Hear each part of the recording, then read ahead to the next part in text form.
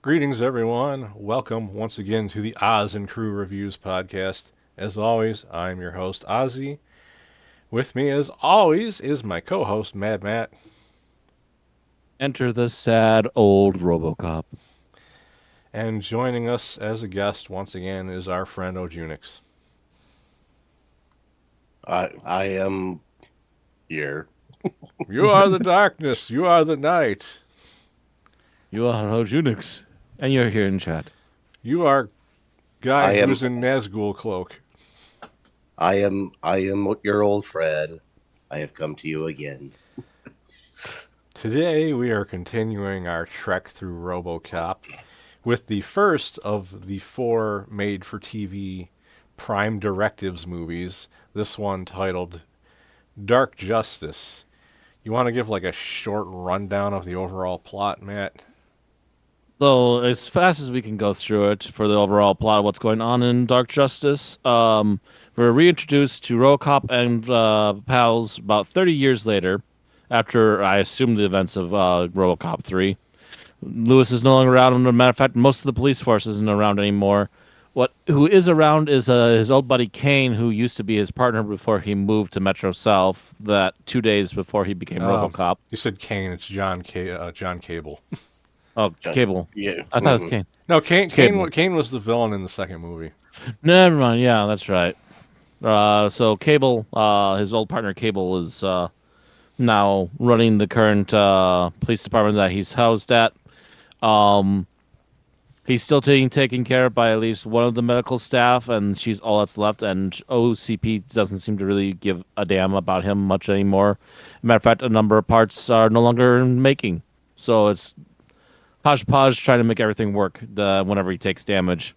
Um, Amongst everything else going on, they're trying to force the police to use non-lethal force. A major villain has popped up just around the same time called, what's his name again? Bone Machine. Bone Machine? Yeah, Bone Machine. It's Bone something. Um, Bone Machine, who has basically two miniguns strapped onto the front of his hands, who also powers through walls like he's the Kool-Aid Man. I never made that he- connection before. Oh, yeah. And then it just starts cackling as he opens fire on everybody, even these terrorist bombers that we have at one point. He opens fire on. So he's becoming a huge nuisance and does wreck Robocop up a bit once during the beginning of the episode. And OCP is basically on the verge of bankruptcy as they're trying to fight off not only foreign companies that are starting to do what they can do and possibly better, but also because they finished Delta City, but now Delta City is a huge money sinkhole that they just can't keep affording because it just keeps having more and more issues because crime has still not been gotten rid of. Who knew that crime didn't just vanish because you remodeled the city? Yeah, who knew? Robocop, after his tangle with Bone Machine, actually manages to use his data spike to further enhance the imagery and get a close-up of the artillery he was fighting against, only to find out that Bone Machine's mechanical parts are all OCP made and possibly a test idea that was canceled before the Robocop program was introduced.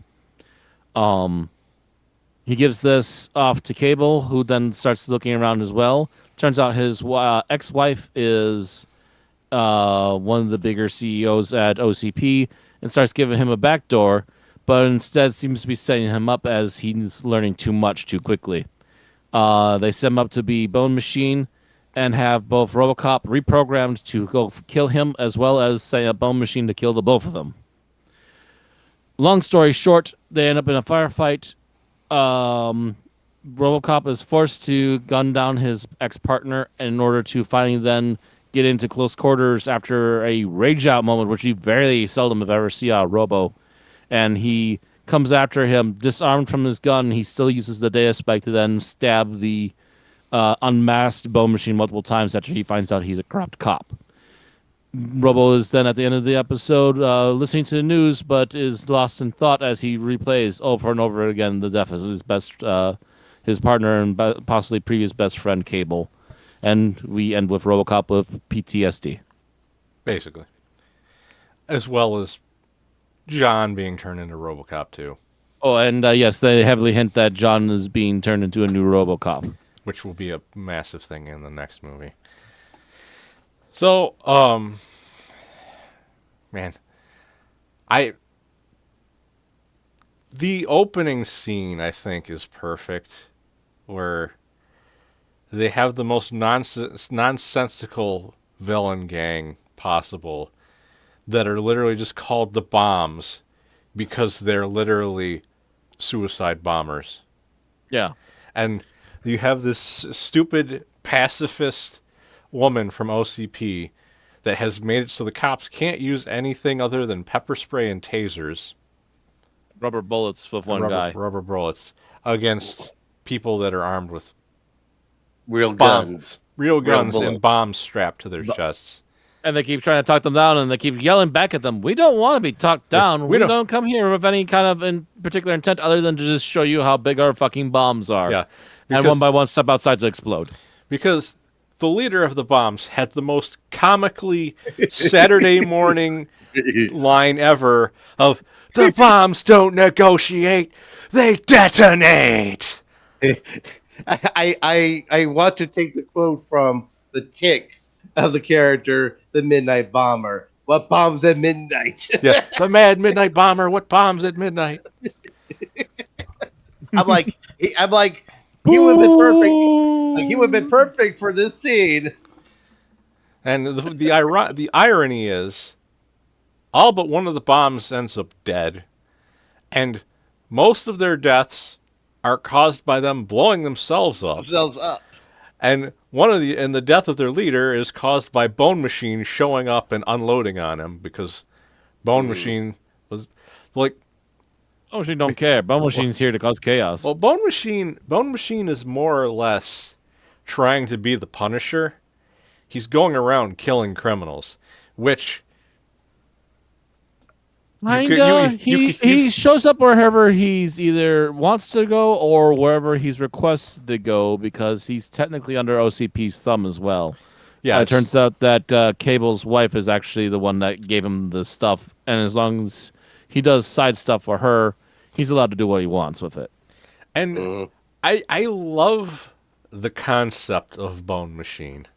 Like the suit is just the right amount of over the top you need for a character that's supposed to be going up against a RoboCop. Like I feel like realistically, in a world where RoboCop existed, villains like this would show up eventually, even without the interference of OCP, because regular criminals are not just going to accept that they can't stand up to a guy that's made out of metal. They're going to figure something out. Somebody somewhere is going to put enough money and resources together to make somebody into a weapon and try and send it off to RoboCop. Guaranteed.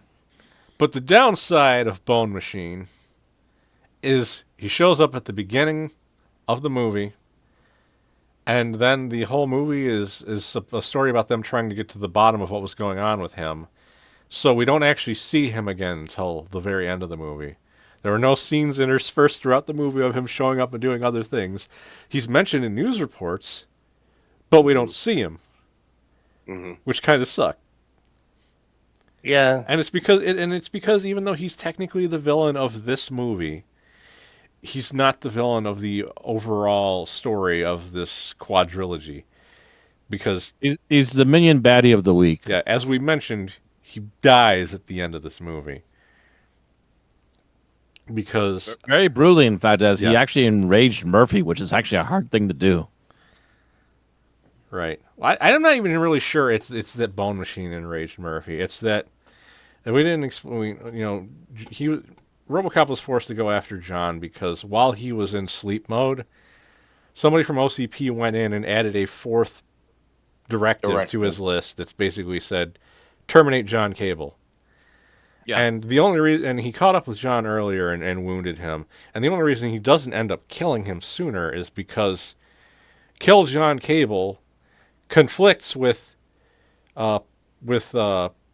protect the innocent and uphold the law, and yeah, for the, Yeah, all the, it contradicts itself, so he basically can't do either because they go against each other.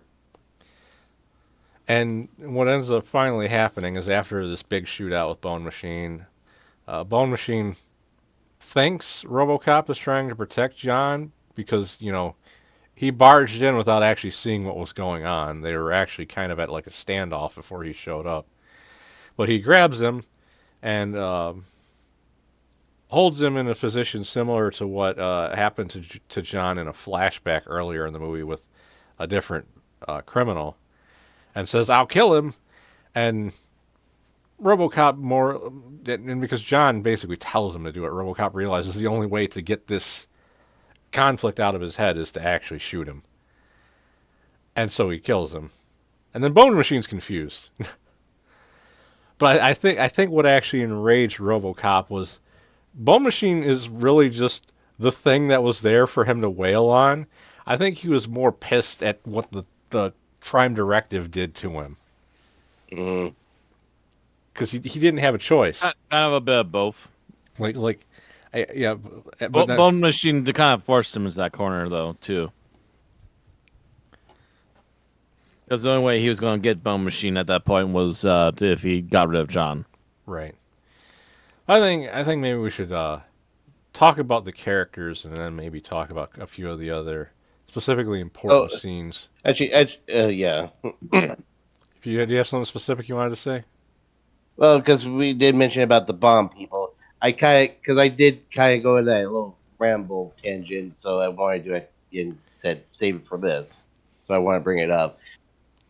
After dealing, as you said, there was only one survivor of the bomb terrorists, um, and later on when the news broadcast is sharing the story, they mentioned how one of them they basically said he was free He was because free. he He's just got free, and he's suing the cops, even though they literally didn't do anything. yeah. His lawyer come out. All the news reporters are trying to ask questions. Laura's saying how he's gonna sue the cops. He's a free man, and show the thing you think with how big like these things, especially on criminals who get out somehow and not face consequences. Dude is seems like he's so happy celebrating. Opens up his jacket. There's a bomb on his chest, and he blows up, killing himself. His lawyer, who literally just helped him get out, not go to prison, and all the news reporters and cameramen. All And the really funny thing about this scene is he just came out of a courthouse, which means he actually had that bomb on him while he was in the courtroom. which is like So should if he not. didn't get free, he was going to make sure he got out of there anyway. Well, Well, the weird thing is, like if you think about it, it's like theoretically he could have done much more and much worse damage, but like for comedic purposes, they just had to show him act like an idiot and blow himself up after he got his freedom. but I just it was supposed. I mean, I know it's not meant to be taken seriously, even though in RoboCop's themes, it should come off as maybe a little dark in a weird way.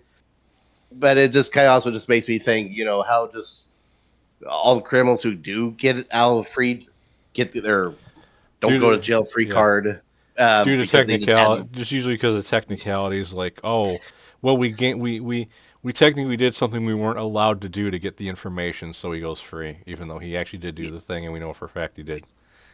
yeah, and it's every time that happens, and I'm just thinking, well, good job, you stupidly expensive lawyer. You just help a criminal go free, and they're probably gonna do it again.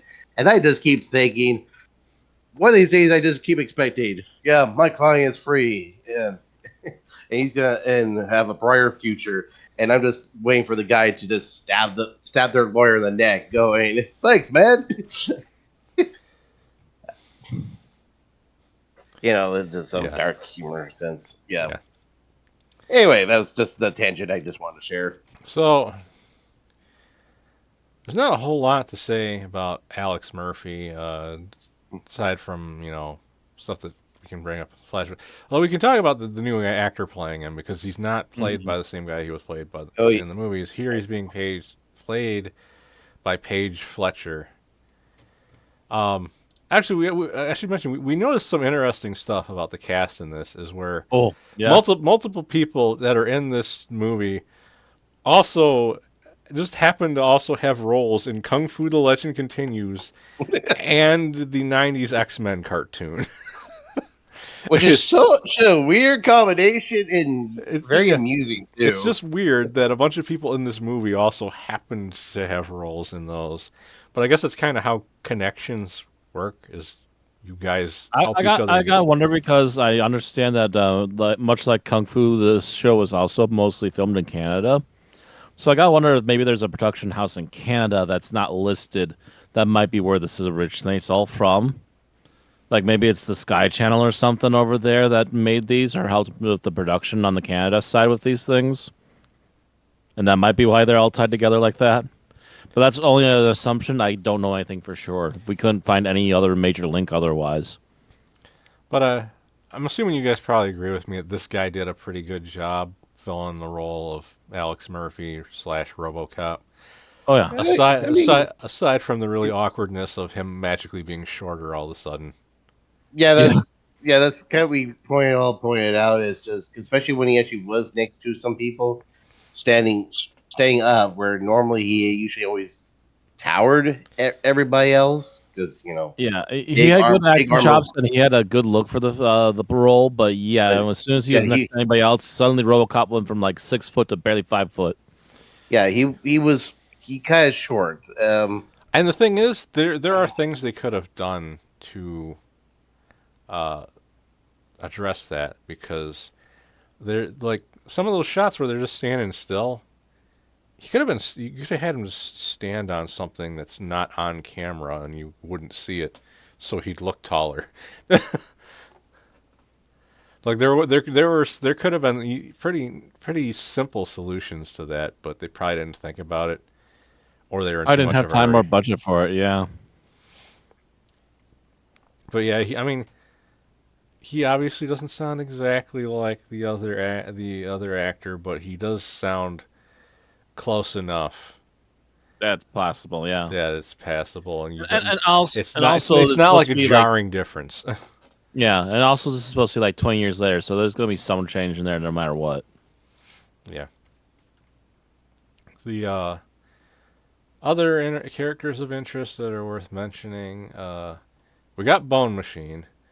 Uh, Bone he Machine, he's got at least a decent background storyline where he is a cop who was at least involved in the attempt to find a cannibal murderer before Murphy's exchange in departments. So that's how they vaguely know him is that he made a commentary of the fact that the cannibal murderer better not find him, otherwise he's gonna basically shoot him to pieces. yeah, and I do. But the funny thing is like in spite of him actually having a somewhat grounded in reality reason for why he's doing what he's doing, motherfucker still acts like a Saturday morning cartoon villain when he's actually in action. Like Cackling away and firing in all directions. and being named Bone Machine, and when he gets someone cornered, he's saying, Machine. "You're boned, baby." Like Come on, baby. you just had to say that, didn't you, Bone Machine? You just could not do that. Like too having too much fun cackling like an evil madman when when you're supposed to be trying to be a vigilante. Like he was entertaining and like Yeah. if we had an actual, I know there is a RoboCop TV series, but I don't know when we're gonna ever get to that if we do, because we're not doing it as part of this go through of stuff because we're not doing any TV series for the foreseeable future. We'll do mini But series. That's one thing, but yeah. but I if there were a newer RoboCop show or something. Having like a character like this be like the villain of the week, have like some sort of crazy supervillain every week, I think would be entertaining for an actual RoboCop series. It's just a shame we never got anything like that.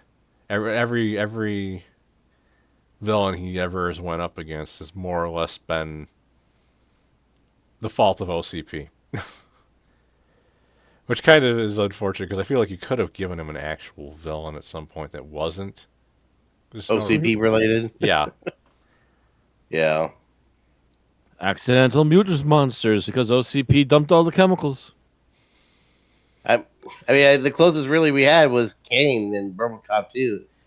yeah, Technically, and because he was just yeah. a Before they cultist drug kidnapped lord. him, before they kidnapped Yeah. him after he got taken down. Yeah, but otherwise, yeah, everything keeps relating back to OCP in one way or another. And I think that is probably the biggest weakness of this series. Is like I understand corporate greed and evil is like a major theme in Yeah. this, but like if the main character is a cop, you should at some point give him some villains that are not literally created by the same company that created him. Or at the very least, give him a good reason to finally take down the company itself by taking out the CEOs and finally bringing them to justice. That's probably at least the one thing. Though Give me the, sorry. I was gonna say was that's probably the one thing I can give to the two cartoon series was most of that. Well, yeah, is like a villain of the weekday, but at least they were just separate criminal villains. Um, I'll be honest, I can't remember if there might have been some related to some evil corporation, but otherwise, yeah, there was at least something different now and then. Though I will say in this one though, at least this one, the actual CEO of the company is not the problem. I know Matt accidentally called Sarah Cable a CEO. She's an executive. She's not a CEO. But the actual CEO is the old lady. We went from having old man to old lady. How progressive. Meet the new boss, same as the old boss. But in regards to the other characters, the other new character aside from Bone Machine, we have talked about him briefly already, is John Cable, played by Maurice Dean Wint, who was another one of the ones that we were talking about has been in Kung like Fu been and in Kung Fu Marvel. and Marvel stuff. And apparently it has quite the range of audios. Yeah, audio stuff he's part of. when we looked at his IMDb, most of the stuff is voice acting roles. Where I said it's almost kind of a shame that like he didn't do any voices for RoboCop Rogue City. Mm.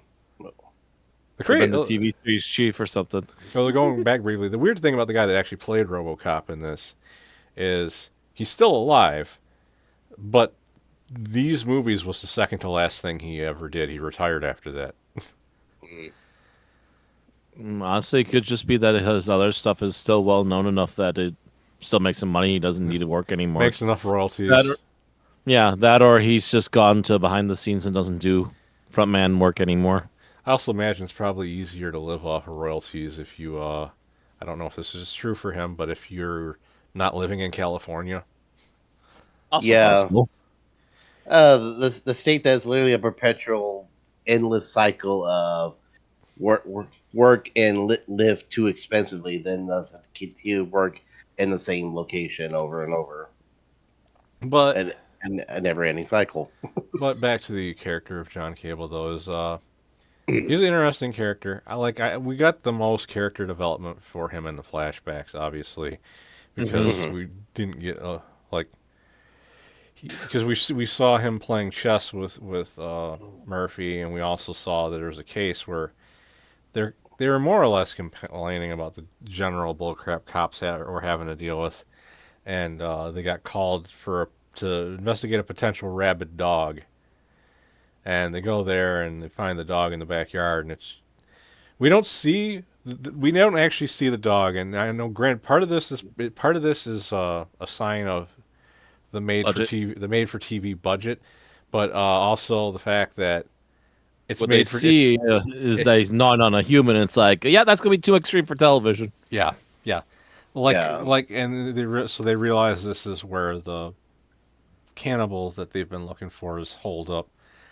And they have to be extremely careful in the basement too, not to show anything too graphic, as they still are Yeah, showing at least a little bit of blood in some weird parts, and eventually finally get a woman to pop out of a chest freezer, essentially. yeah. Also, points to the cops for not immediately shooting the second female Right. trainer. The second something moves, yeah. But yeah, and in the first freezer they checked, we actually just saw bones. And it's like one of those things where it's like, realistically, there should be a lot more in there than just bones. Because Should be more meat and blood in there. yeah, Yeah. I don't want to go into too much Like, detail about the concept of this, but like, even if you're a cannibal, there's certain parts you're not going to eat. Yeah. Um,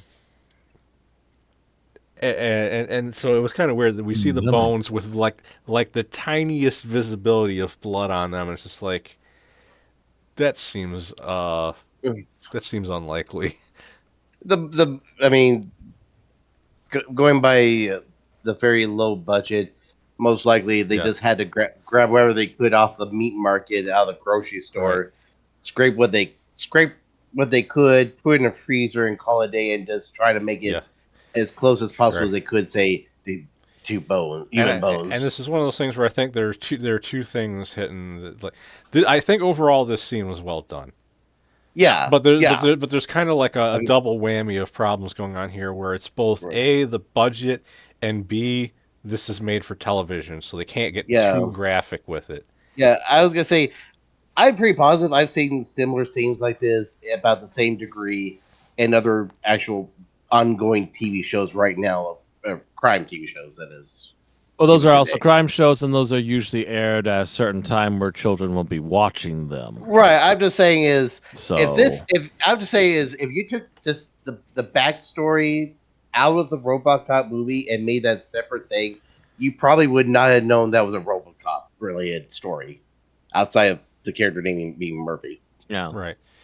But and they have the eventual confrontation with the guy.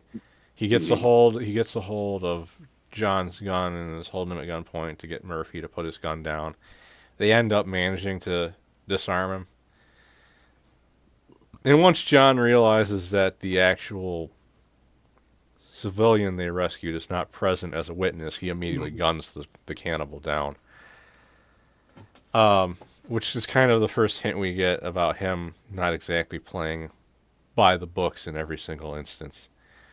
But it's also a thing where I think like, I believe as he put it the chessboard, do anything to win. yeah, it's one of those things where it's like this guy is a murderer, and because they went in without a warrant because they wanted to didn't want if there was someone in there they didn't want to leave him to die while they wait to get a warrant.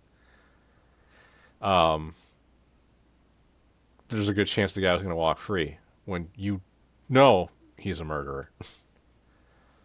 So it's one of those things where it's like you understand the logistics of just going to make sure he doesn't walk away.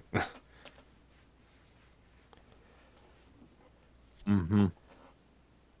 So it gives you a little bit of an insight into his character, and he gets like some sort of medal of valor for this I because believe it's. I believe the way they flipped it is that he saved. Um.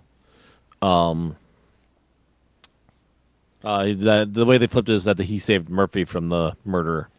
ah, because I'm sure they can report whatever they want. To, 'Cause there's- yeah, to this is this excuse why he shot him. Yeah. and this was at a time, like this was made at a time where body cams were not a normal thing for police. Yeah. You more or less trusted on whatever they reported, unless there was somebody really pushing against it. So that was an interesting dilemma there, and Murphy didn't like that he killed him. Like he thought that they should have arrested him like they would any other criminal, and got transferred because of it. Like he didn't want to. The guy was essentially his best friend, but he didn't want to work with him anymore after that. Only to years later, as RoboCop, end up running into him again, and then Yep. get pushed into a crazy situation where he has to kill him. Yes, to kill him. Yeah. which and then we see he's getting turned into a new RoboCop, which leads us to the next new character, which is his ex-wife Sarah Cable. Yep. He still has his last name for some weird reason. Yeah, because they're supposed to be divorced. Well, the thing is, Usually- you if you get divorced, you still keep the last name unless you actually put in the legal paperwork to get it changed. Yeah, I would have thought she would have. Unless she well, unless she just doesn't care. or maybe she thinks Cable sounds more evil. I'm sorry, but considering how cartoonishly evil these people act, I almost would believe that they would say, I want my name to be more evil." Let's be honest with some of the budgetary decisions and stuff. Yeah, They probably just didn't even come up with a maiden name for her. So they're like, well, she's Sarah Cable. Yeah, she just Yeah, gonna stick with Sarah Cable just so people know who she is. fair enough. Probably And- what the real reason and is. We haven't dealt with everything that will make this woman completely despicable yet, because we're only at the first out of 4 movies. But when we were watching RoboCop 2, these guys were talking about how bad the evil psychiatrist lady working for OCP was, and I had at the time I had immediately said, "Yeah, this is not the most evil woman we're going to see in the RoboCop series." Sarah is absolutely the worst woman in this series by far, because just this movie alone, she's responsible for Bone Machine. For whatever reason, brought her ex-husband in to be part of the force in the city now, then frames him as Bone Machine, getting him killed, and then uses that as an excuse to start turning him into a new RoboCop for the next movie. It's like, there's all kinds of fucked up there. It's somebody you used to be in love with. Mm-hmm. Somebody that I Maybe. used to know. Makes you wonder if she was this terrible back then, when they were married. Well, what's the word? Ultimate power corrupts ultimately, or something like that. Yeah. She's. I think it's one of those things where they're probably. I think they more explain it a bit in one of the following movies where there was something that happened in their relationship that changed her as a person. I'm not gonna mention it now because Right. I don't want to spoil it for Matt, Mhm. and you might not even remember what it was, those Unix, but I'm not obviously not going to mention it. So there is more coming up that explains her character a bit, but it doesn't excuse her being an inhuman piece of shit. Explains her, but doesn't excuse. Right. And it is good to make a character. The evil character at least feels more human when you know there's a reason they became that. It's Yeah. better when they're understandable and not so much relatable, but understandable. Yeah. Not relatable, not sympathetic, but you understand the logic that led to them being that. But yeah, I don't like her. But I do like her. I do like her actress.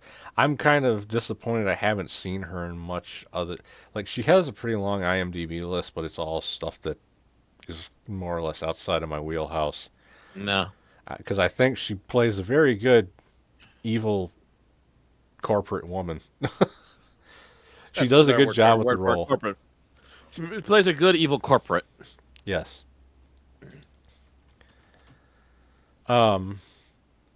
We do we also have the weird instance of RoboCop's son now showing up as an OCP executive, and there's not much we can say beyond that because he didn't really have much of a role in this movie other than us knowing he's there.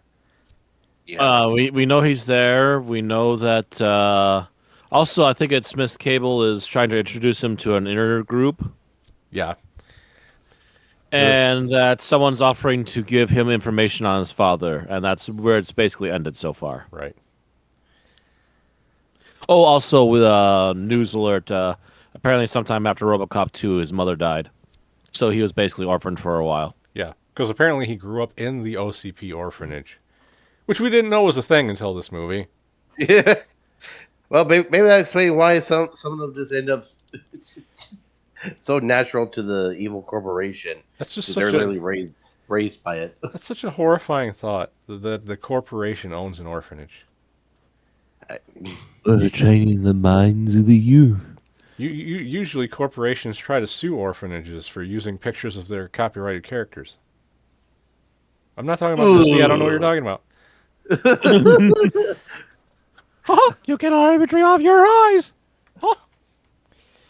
So this kind of brings us up to the last two new characters that we can talk a little bit about but their main stories are mainly just kind of starting to build up here, where we get Damien Lowe, who's the aside from Sarah Cable, this is the most rotten douchebag executive in these movies, but he hasn't done most of the really bad things yet.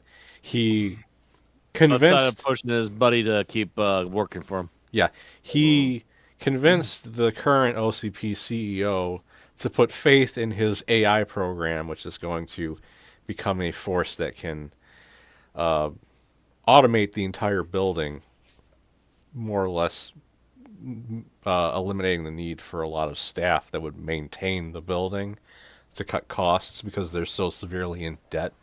And obviously his plan is to do a test run of automating the building. Once they know it works, they can outsource it as a product to people for like homes and stuff to make money off of. And it's really weird because of how much of a major part of these movies AI is, considering what's going on in the real world right now. Like, did that guy go over Yeah. your heads, guys? No. No. I just waiting for where it's gonna go, but it's like, oh, we're rushing an AI. Gee, I wonder how bad that'll turn against you Yeah. guys. Considering that is Almost as good of an idea as arming drones out in urban areas as opposed to war areas. Whoops. but that is literally what's happening right now, and I'm still just going by. Did nobody watch Terminator? No, no, nobody that mattered. Like, well, I mean, you want to be serious. Is like the funny thing is like we see things where it's like we've literally had movies warn us what's going to happen if somebody does these kind of things, because most people with a brain could figure out what's going to happen. But unfortunately, a lot of corporate executives don't actually have brains. Like, I've made this comment before. This is a wrestling related thing, but in like the early 2000s, there was a wrestler named Paul Burchill that they gave a pirate gimmick to, and he was literally just Captain Jack Sparrow.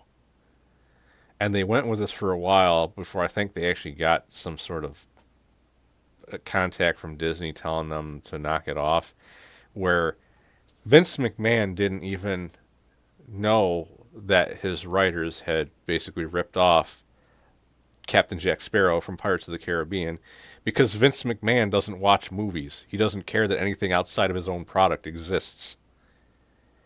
Like, it's a weird thing, and I have a feeling there are a lot of bigwigs at corporations that have a mindset like that, where they literally Probably. don't do anything with their lives other than count money. So like they don't understand how anyone else thinks or anything else is going on in the world.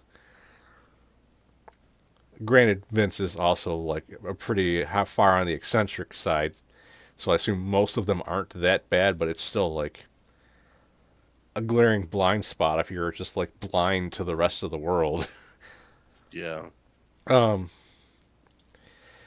And Damien's main thing here is he's got his buddy Ed Hobley, who's the one that actually created the AI. Damien actually doesn't fucking know anything. He's just an exec that we He actually runs around, has a smug attitude, has a pretty face, and makes recordings of quotes he likes into the earpiece. Yeah, he has this weird little audio recorder that looks like a pen.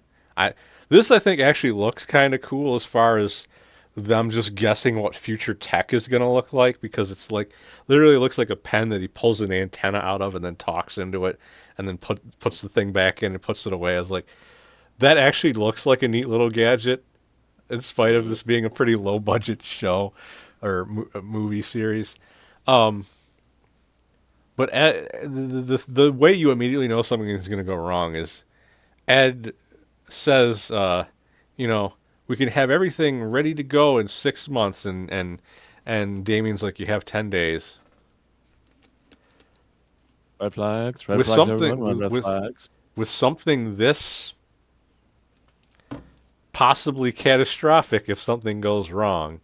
Trying This to cram important and potent. Yeah. trying to cram 6 months worth of work into less than 2 weeks is Jeez. that's a recipe for disaster. It's literally a metaphor for crunch. Okay, something that corporations keep freaking doing. I'm always flirting with disaster. Yeah, it takes about 4 years to make this product, but we're only You gonna got give you two. We're only to hell. We're going to give you a year and a give half. you a They're year. Yeah. done. And I have to say the funny thing about Ed Hobley's actor is his IMDb page. His image for his IMDb page is a Ninja Turtle. So this might be one of the few movies where he's actually been seen on screen because their stock photo of him is not actually a picture of him. That is just so weird. Yeah. Let me have a look here. Oh no, that's the Ninja Turtles 3 Michelangelo. Poor guy. Yeah, here's Michelangelo for Turtles 3.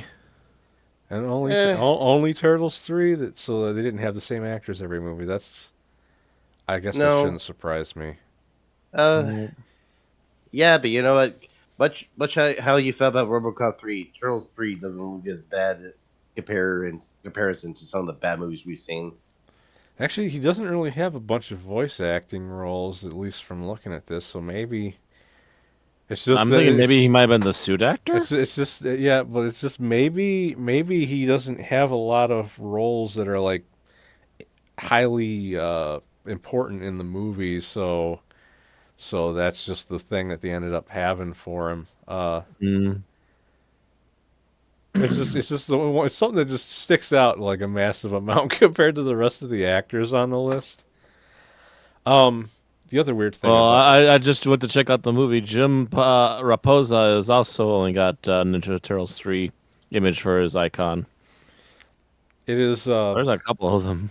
it is interesting the way that we have to deal with the information for this movie though, because like yes we watched it, but if we're trying to look up information for the actors, the problem is there's 4 movies and the IMDb treated it like a TV series, so the actors for Well, all 4 movies it are compacted into Yeah, one yeah. You keep category. saying movies. Technically, these are hour-long episodes of a mini series, so it is technically a television series. Well, it wasn't an hour; it was like an hour and 45 minutes. What? I can't remember how long these things are. Either way, they're Because essentially still long episodes of a yeah, TV the series. total runtime for all 4 of them is 6 hours and 15 minutes. So they're all feature length, but they were televised. Yeah, I guess to make a 2-hour block back then. Now the thing is, they could have probably split it into an 8 episode TV series with like, 1 hour. Well, or yeah, Additional new well, one yeah, season of a new yeah, show. yeah. Yeah. They could have made it into an 8 episode TV series where they would have they would have had enough time to fill up 8 episodes once you count in the commercial breaks. Right. But they essentially made four feature length movies, and it is. I mean, it does have the budget of a TV series. I won't deny that. Yeah. I don't know, but like it's paced like movies, but it's also story setup is like a TV series because you don't really get the full picture until the final of the four. Mm. But that's the story of this particular movie or episode, whichever you want to call it. Um, TV movie. we'll go over final thoughts before we close it out. Matt, how did you What did you Uh, expect going into this, and how did you feel about it? know vagaries of this four-parter. I think I did try to watch it at one point, but kept getting interrupted, so I never really got to finish an episode. Um, it at least seems to be starting in a good direction. I will say that it is a little bit of a rough start because it is a lot of exposition, setup, and dialogue. To which I'm hoping that the rest of the four episodes, the continuing three parters, will be at least a little more concise and maybe a little more action packed with something else going on. They Since a are. lot of the stuff is done now, They are. but I'll wait and see. But Ozzy's saying it is, so as long as the rough patch is through, I'm hopeful that the rest of the series will hopefully hold out and be a pretty good one by the end. Yeah. When me and Ojunix and a couple of our other friends watched through these previously, everybody everybody I think said they liked the episodes after the first one more because uh The first oh episode of anything is usually the roughest one because if you have to sit there and step people through what the setup is because right otherwise people aren't going to get it and it's going to hurt the later episodes if they don't know anything. right because we're going to Ojunix's impressions, but when he originally watched this, he actually fell asleep. Yeah, I'm not denying it's just yeah, I was just bored. I mean, I watched it all the way this time, and it is at least it's not bad. It's okay, but that's just it. It's just okay because it comes down to, as you said, it's really just meant for a lot of build up that's going to set off for the later movies, Right. which where the build up actually pays off. Yeah, but I think you're able to you were able to appreciate it a little bit more because you know what it was building towards. Yeah, As for me, yeah, like in general, this whole series, my overall feelings are like RoboCop 3 undeniably had better action and obviously a better budget for most of it. Although admittedly there is nothing as surreal in this visually as RoboCop with a green screen flying around on a backpack or a jetpack. and Um, yet the part was a little more yeah, entertaining to some yeah. degree. But it admittedly, the thing is they don't try to do anything like that they clearly don't have the budget for. That was the thing with like Right. RoboCop 3. RoboCop 3 had a decent budget that was better than what they had for this, but making They that kept trying to push for things they couldn't yeah quite do. yeah making that scene Right. look making like that scene was entertaining, but making that scene look believable was clearly outside of their budget for that movie. These movies never really push for something that they don't have the budget to do, and Right. but the overall thing is, I'm gonna hammer this home with the later episodes of the podcast talking about this show is that these did not have the budget that RoboCop 3 did. Doesn't quite have as much insane action as some parts of that does, but the overall writing quality, in my opinion, is better, and it feels more like the people making this had an actual love for the series that I feel was kind of missing in some of the stuff in RoboCop 3. Yeah. But with that said, we will be continuing next time with the episode that I believe is called Meltdown. Yes. Yeah. So until next time, everybody, have a good one. All Night. right.